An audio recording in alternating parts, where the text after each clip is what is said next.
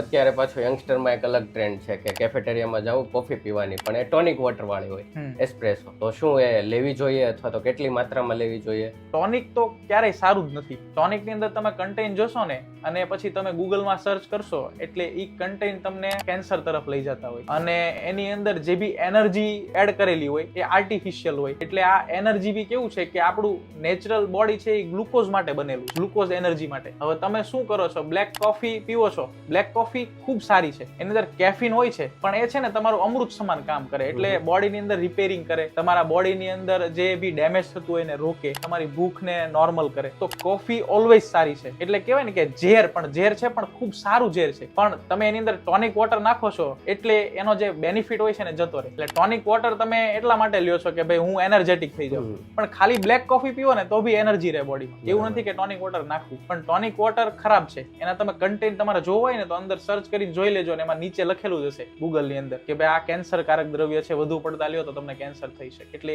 Tonic water વાળી coffee ન PV જોઈએ. બરાબર.